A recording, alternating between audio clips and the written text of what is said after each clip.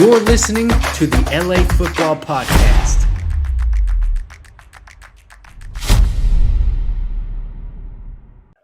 And welcome back to the LA Football Show here on the My Dear 1090 ESPN Radio, always on the LA Football Network, LAFBnetwork.com. I'm your co-host, Ryan Dyrud, joined as always by the madman, Mr. Jamal Madni. This is your last segment on radio. We're touching on the Trojans, but also hitting the Chargers and podcasts. Obviously, we will break both of these segments up, but we are going to start with your USC Trojans. And Jamal, there's not a ton of football news. This is definitely the peak of the offseason, meaning the portal's closed, recruiting is essentially done, no practices, spring ball still about a month away. So basically all we have to touch on outside of any breaking coaching changes or decommitments or whatever is what these guys do on social media. That's kind of what we got to do. And it seems like the great Caleb Williams, who we both love, admire, respect, has been very vocal lately, which, hey, why not? You're the Heisman winner. Do what you want. Like, have a ride with it. But I think it'd be fun if we get into some Caleb talk. You called it before the show started, the State of the Union with Caleb Williams. So I'm going to let you kick it off on whatever you want to talk about. No, Ryan, I think it's a fun time in the offseason here, and it's really nice to see Caleb out and about on the USC campus. He's been going to a number of USC basketball games, been to a couple of booster events and giving interviews. So he's really enjoying it, as he should be. The undisputed BMOC, big man on campus at USC these days when you win the Heisman. And just having the remarkable season that he did as the best player in America. And interesting couple notes here, Ryan.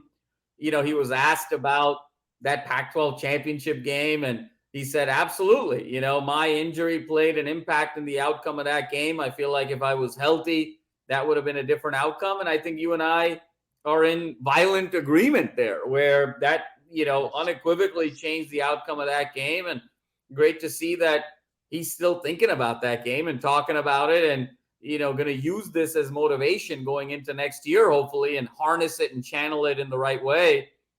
And then I thought the other comment, and I'm sure this is probably where we'll have our point of departure on, was when he was asked if he was going to the NFL this year, where would he want to play?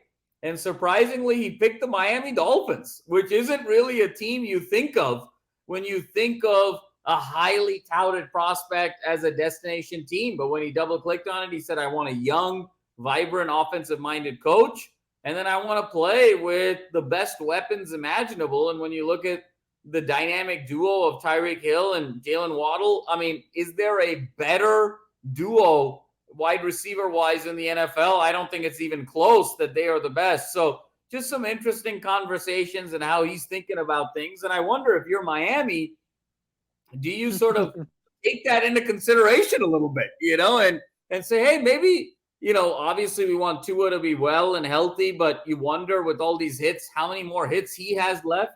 And do you want maybe a bridge situation when you got a guy like Caleb Williams who's already eyeing you? And second, and I think what's even more interesting here is when you've got a guy like Caleb Williams, who is the trendsetter of college football now, being the reigning Heisman winner, when he's talking about having a young offensive-minded coach, does that just open up the market for a Lincoln Riley to go to the NFL sooner? And is the window here with Lincoln Riley at USC a lot smaller than we think?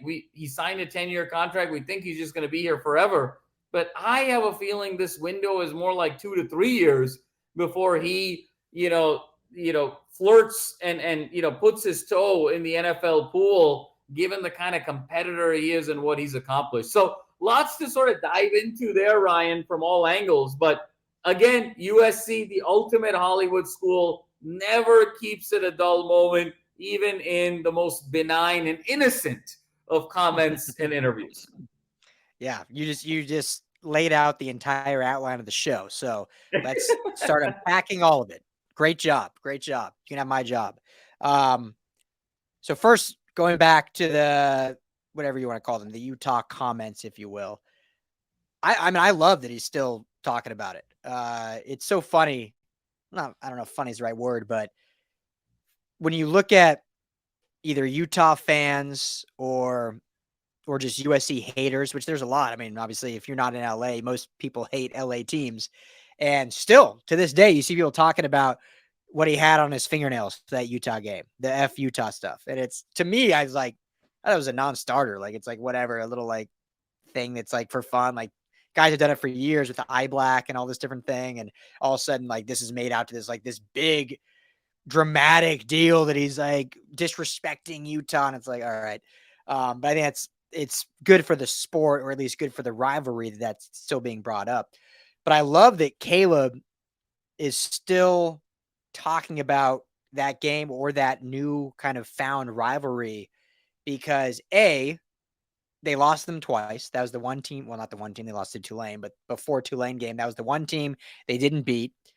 And B, now this is 2 years in a row. Ryan, not to interrupt, but how funny is that to say, right? I still can't fathom it. That the two teams, Utah and Tulane, Tulane was the game. I mean, I digress. Please continue. But I mean, it still is a stunner to me.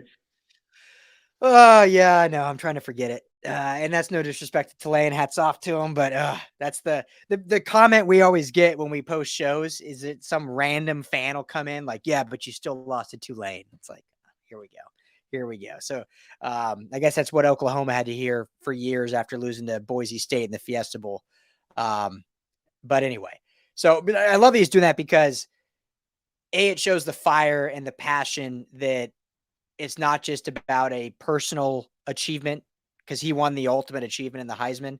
And we all know this about Caleb. So we're just beating a dead horse here, but he wants to win on a team level. And, a lot of people can say what they want about him. They can say that he's been well groomed.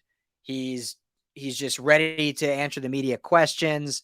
He's kind of a robotic in terms of like says the right things. But I truly believe in, we've met him a few times. I wouldn't say we've sat and like had cigars with him on a personal level, but I've sat with him at the table at Pac-12 Media Day. We sat with him. I've seen him at numerous practices. I've been in every press conference that he's been at all last year. And I think there's a genuine level to his passion for his teammates and for winning. And I think the coaches display that. I think his teammates display that.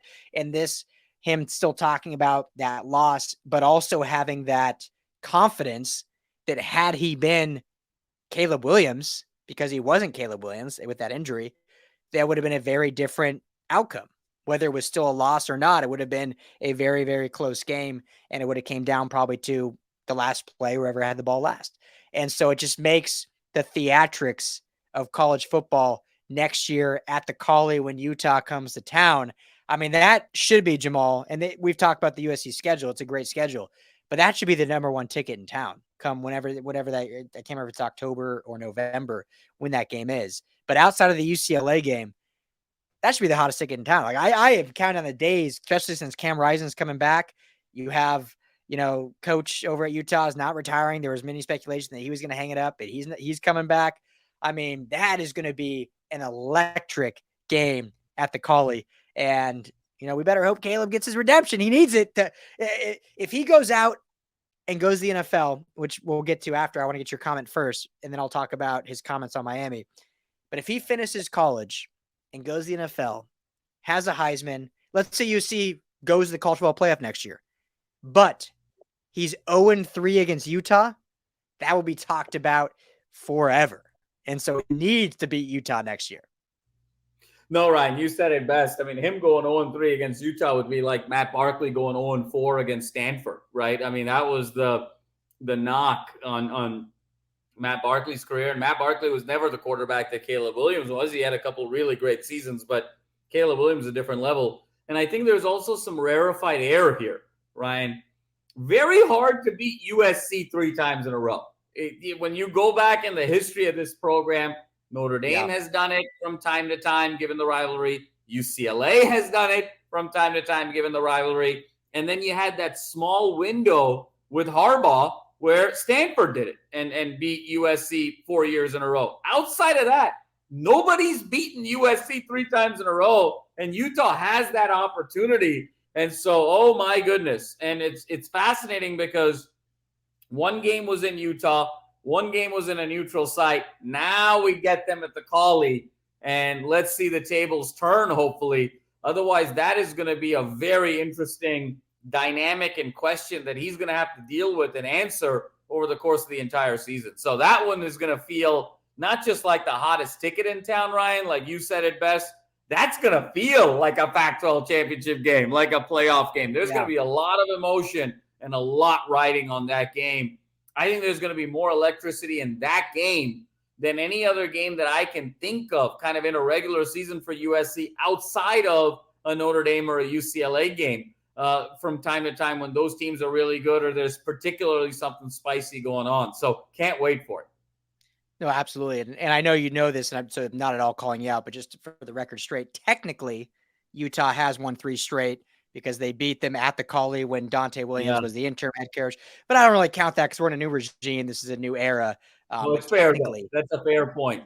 Sometimes denial is your best friend. Denial and scotch are your 2 best friends. Yes. Or for me, bourbon, I guess. But no. So last point on that, and this is, I think, not necessarily an important one, but a fun one, because when USC's everyone's rival, right? Like everyone hates USC. Like UCLA, they're LA, but I don't think everyone hates UCLA because they're kind of like the little brother even in LA. UCLA doesn't win. That's why they're the lovable team. If UCLA starts winning, people start hating UCLA. But they're just so lovable because they try. They're the little engine that could, and sometimes it happens, sometimes it doesn't. USC wins, and they let you know about it. USC is the Miami of the West. Miami is the USC of the East. They're very, very similar in that regard with their haters. And it's similar to Miami. It's the private school mantra as well. Like something about being private, having money, all these different things. So every school views USC as a rival, whereas USC obviously doesn't view every school as a rival. And I say that because last year, going to Salt Lake City, I mean, that environment that USC played in, I mean, kudos to Utah. Like, I'm not taking anything away from them because phenomenal environment. It was loud. I've heard people that were there saying it was one of the loudest football games they've ever attended. And Rice-Eccles, beautiful stadium, beautiful environment. It still only seats about 51,000 people. And people are saying it was louder than they've heard 90,000 seat stadiums. So that now, because of the 3 straight losses to Utah, I anticipate now seeing LA and USC being like, all right, we view Utah as a rival now. We didn't before. Like, who cares? Like, we watched Matt Fink beat Utah 3 years ago. So we don't really care that much. But now I think we're viewing Utah as a rival. And so at the Collie this year, it's going to be electric. Like you said, outside of Notre Dame and UCLA, that's going to be the hottest ticket in town. That weekend, that should be the hottest event in town. And I can't wait to see it. So we thought about talking Chargers. We might have just taken the entire time talking USC, which is fine. But talking about his Miami Dolphins comments. And, obviously no problem with it at all. You can say whatever you want. It was a off the cuff kind of what team. And it makes, I feel like I don't need to say too much to it because you kind of broke it down. The receiving core is there. The bright young coach. The one thing you didn't mention that if I was a quarterback and I'm coming, let's be very honest, I'm coming from a program that hasn't given me much defensive stability and I've had to carry the team on my own. Granted, it's only been 1 season, but most likely next year too, Caleb's going to have to be a magician for this USC team to go. And this Miami team just hired one of the greatest defensive minds in all of football, and Vic Fangio as their DC. That's probably another reason why. I don't know if he mentioned that or not, but that's probably another reason why when it's like, if I can go to an NFL team that has these weapons, has this, and I'm not a Dolphins fan or anything, but, and they have the best architect of defensive football we've seen in the last 30 years. That makes a lot of sense to me. So I get where Caleb's coming from. Well, Ryan, the first thing I will say, and this is for our audience, you see, this is why everybody loves Ryan Dyrud. And even when he, in the one-off chance, blue moon, lunar eclipse, that he's incorrect, he doesn't get any flack whatsoever because everyone loves him. Is because, and when I say things, people are ready to come after me with, the pitchforks. And it's justifiable because Ryan Dyrud, when he's describing the USC defense, he said it is a lack of defensive stability. That is the as far as you're going to go negatively with the USC defense with Ryan Dyrud versus me, who will directly call Alex Grinch a bum. That's the difference between the two of us. So, same take, but this is why you are the godfather, the polish, the etiquette. I mean, I love it, And then back to your point, Ryan, about the Miami Dolphins, it actually shows his intellect, right? He sort of understands the bigger picture that in order for me to be successful, I need a great coach that understands offense. I need great receivers. And then I've got a great defensive mind as well, because in all the games that I lost this year at USC, I lost 3. I scored 40 in 2 of them. And the third one, I got hurt. So if you just give me a little bit of D, there's some magic that can happen. Granted, it's a different level. Granted, it's a whole nother game altogether in terms of speed, in terms of quickness, in terms of physicality, in terms of athletes that he's going to have to adjust to. But I love where he's thinking. With Caleb, you said it best, Ryan. It's always kind of a chess game with him. He's always sort of thinking 1 or 2 moves ahead, whether that's in his engagement with the media, whether that's who he's going after in terms of nil sponsors, whether that's how he wants to position and recruit other guys to come to USC, or what team to play for and what their scheme is. He's always sort of looking to the future a couple steps ahead. And I think that's what makes him so special. And I think that's what's going to make this such an interesting year. And we talked about a little bit in terms of the UCLA segment. I think this is the most important year in USC football since I've been alive. I was born in 1984. I think this is the most important year for USC football because they have to stamp their place as the dominant team in the West Coast. This is the last year in the Pacific 8, then 10, now 12 conference. And you got to go out with a conference championship, and you got to emphatically go out with, I believe, a college football playoff appearance, because if they don't go into the Big Ten with that requisite momentum, when you start looking across town and you start looking at the Michigans and the Ohio States and a little bit with Wisconsin, a little bit of Penn State, you start realizing, hey, I'm no longer the big fish in the small pond. I am very good. There's a lot of attractive things about what I bring to the table, but you can say that about a lot of other people. And it feels like this new era requires some momentum. Matt Leinart, Reggie Bush, very few guys remember those guys, truthfully. It's the way I thought of Marcus Allen and OJ, revered Trojans, but I didn't have a personal connection to them because I didn't go there when they played. You knew they were great players, but you weren't like bragging with your friends about, well, we had OJ and we had Marcus Allen, because it was all about the contemporary player. So USC has to sort of cement their level in terms of them being the most dominant team in the West Coast the last 100 years and really end it the right way. Because, Ryan, we can talk about West Coast bias and SEC bias all we want. And I agree, it's there. And you and I have talked about it in terms of perception. But you can't cry West Coast bias when you can't win your own West Coast conference. There's no bias there. When you've only won the conference once in the last 15 years, that has nothing to do with bias. That has to do with outcomes and performance on the field. So to me, this is an absolutely critical year for USC football to kind of build that momentum again. Last year was big to get Caleb that Heisman and get USC back on the map. But I think you have to capitalize with Caleb's last year. You don't know how long Lincoln Riley is going to be there. He's that supermodel girlfriend that you have. You're always sort of worried that someone's going to poach her, and you're dehydrated. You don't sleep. You're on edge because you're like, I'm dating the hottest girl imaginable, but man, I could lose her any minute. That's kind of how I feel about Lincoln Riley a little bit. I don't know how much longer we're going to have him when he keeps producing these great quarterback outcomes. You got to take advantage of it now to be able to build that brand and that momentum when you go into the Big Ten. Because if you don't do it in 23, you're back to the ground floor, really, Ryan, and then it becomes a dogfight.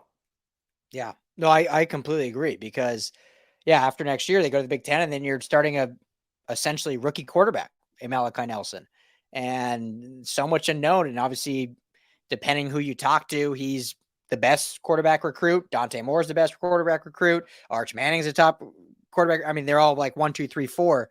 And so, but there's so much unknown. I mean, you don't know how they're going to pan out their first time playing. So I totally agree. This year is so instrumental for this program moving forward. And we've talked about it before, Jamal, and we're getting short on time here, so I'll be brief with this. But we talked about how just in terms of the USC, whatever, USC as a university, like no longer the last decade, even 15 years, where kids go into USC because of the football program. I'm not talking about football players. I'm talking about normal kids that were like, hey, I want to go to that school because they got a cool party scene. They got a great business program, and the football team is fun as hell. Like, kids think that way. I thought that way. Obviously, I went to school, didn't have football. Long Beach State, come on, undefeated since 91. But a lot of kids think that way. Like, I want to go to Alabama because I want to go watch football games and have a good time. USC hasn't been like that for a decade plus. And this year was the first year where it was like that. And it's going to benefit the entire university if the football program can continue building and growing and being great and going to college football playoffs and now going to the Big Ten and doing this. And so I think there's going to be a lot of pressure from the university. As much as Lincoln Riley is the big man in the room, there is that pressure of saying, hey, we need you to win in terms of football and nil and all this, but also in terms of our attendance and recruitment of actual normal students. Football helps that. And so we want that and we need that. And so there's a lot of pressure. I mean, and the last point we'll get to here and wrap up is to Lincoln Riley. And I'm so torn on this, Jamal. So torn on this. Because part of me, and I know you're in the camp that thinks we're on a very short window with Lincoln Riley at USC because the NFL is going to come calling.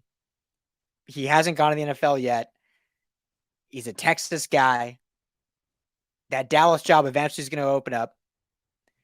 The Rams job probably is going to open up if he wants to stay here in LA. So it's a short window for him. And I agree with you. I think that makes a ton of sense. I think that's the path, most likely the last thing he has to prove, especially if he wins a championship with USC, then it's like, okay, he's reached the pinnacle at college. Now he's going to go to the NFL.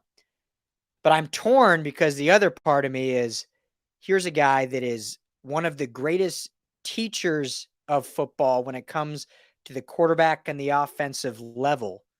And hearing those stories of Nick Saban telling Jalen Hurts, if you want to go to the NFL and you want to be great, go to Oklahoma and play for Lincoln Riley. That's who's going to get you there.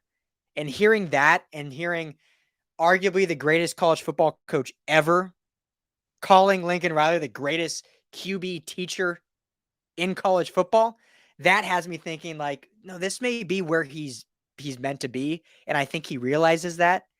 So I'm torn, Jamal. I don't know.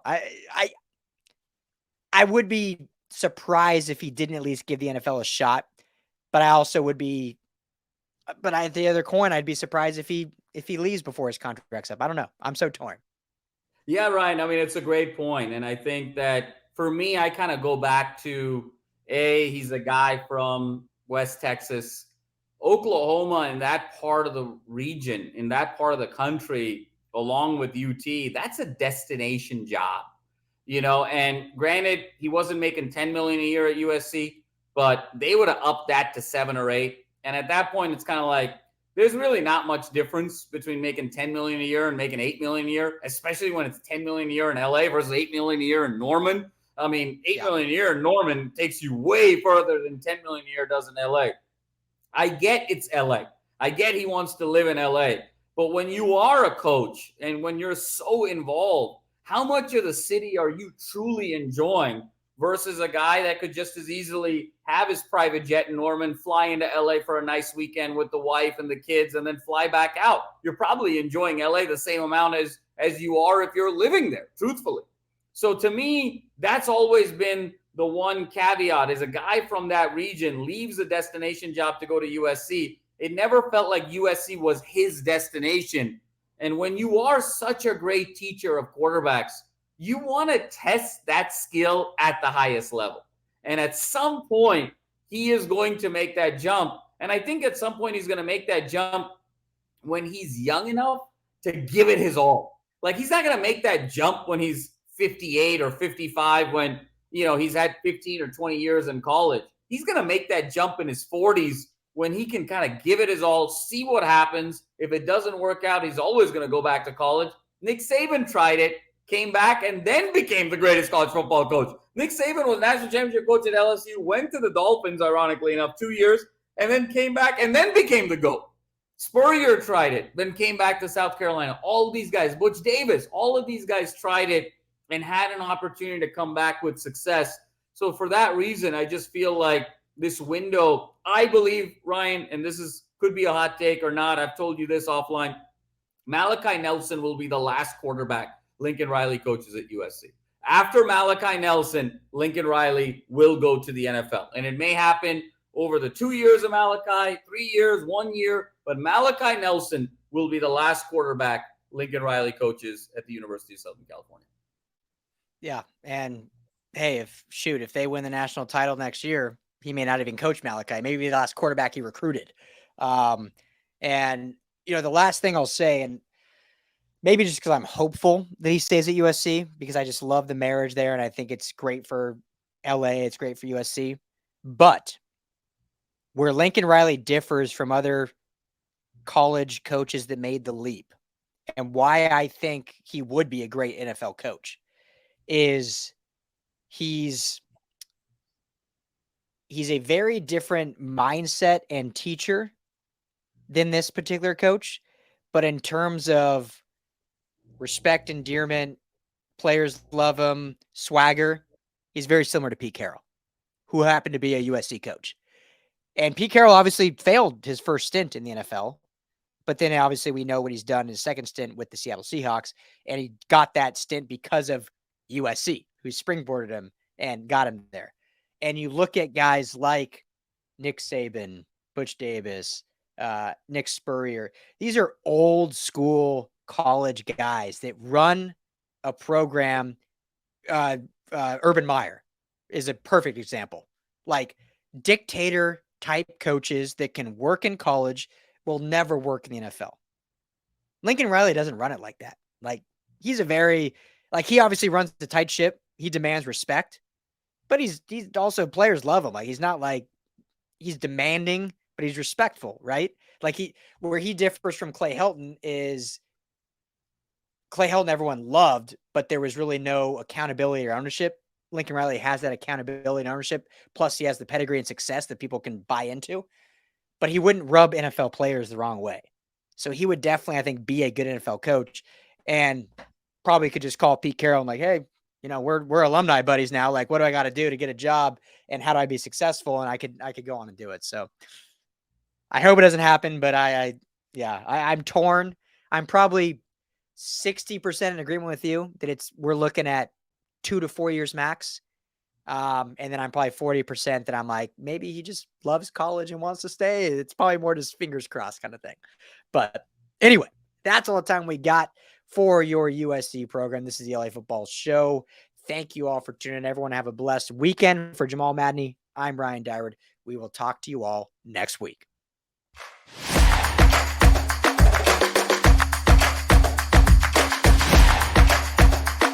You're listening to the LA Football Podcast.